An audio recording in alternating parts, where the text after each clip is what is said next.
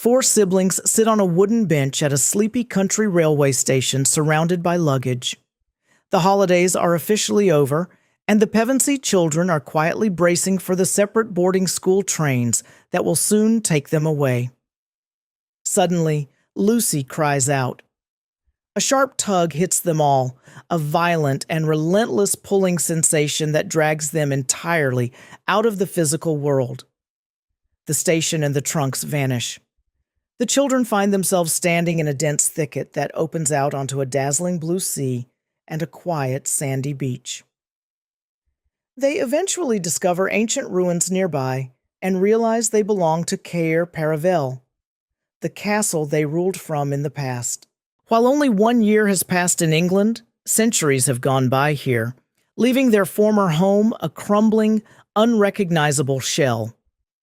They encounter a dwarf named Trumpkin, who explains that Narnia has been conquered by a race of humans called Telmarines. These rulers have spent generations silencing the talking beasts and driving the inhabitants into the shadows. They return to a land where their former reign is treated as a dangerous fairy tale, and their names have been erased from history. In the center of this human-controlled state lives Prince Caspian.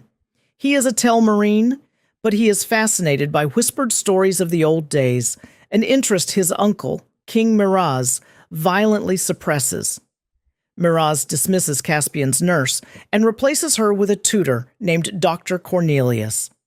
The doctor is remarkably small and sports a long, silvery beard. He eventually reveals himself to be a half-dwarf, and he begins secretly teaching Caspian the true magical history of Narnia. For years, Miraz has tolerated Caspian only because he lacked a biological heir. But when the queen gives birth to a son, Caspian's position changes instantly. He is now a threat to Miraz's lineage that the king intends to eliminate. Prince Caspian flees the castle on horseback. He carries his sword, gold, and a magical artifact from Cornelius, Queen Susan's horn. Caspian rides south into the dense mountains.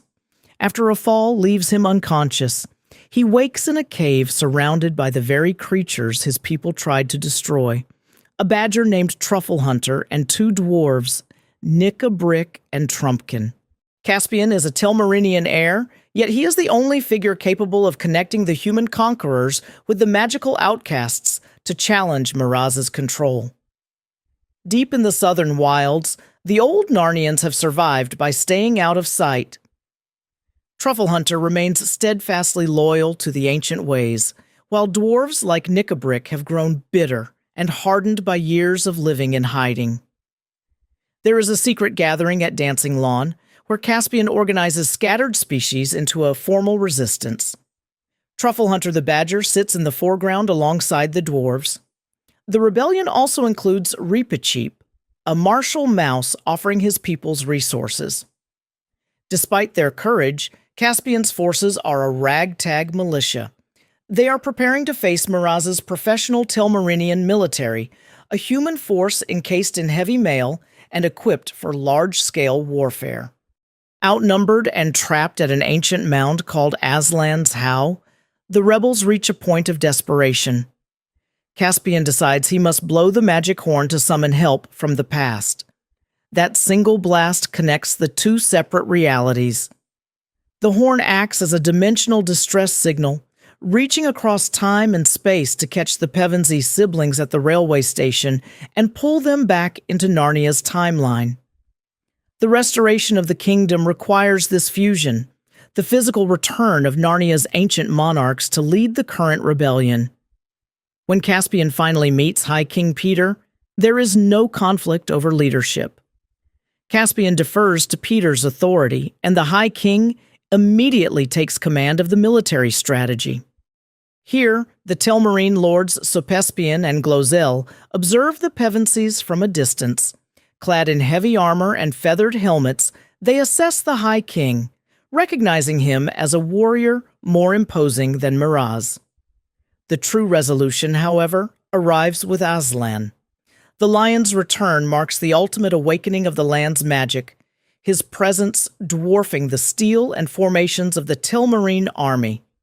The Telmarine soldiers have spent generations claiming that lions and magic never existed. Faced with the physical reality, their faces turn the color of cold gravy, and many collapse in terror. The conflict concludes with the total collapse of the usurpers' forces. Under the authority of Aslan and High King Peter, Caspian is officially crowned the true king of Narnia. At the end of the struggle, Aslan sets up 3 wooden stakes to create a shimmering door in the air. This portal allows the Telmarines to return to their original home in our world and sends the Pevensies back to England. Lewis concludes the story with the restoration of ancient laws and a new king, returning the children to England to await their next transition.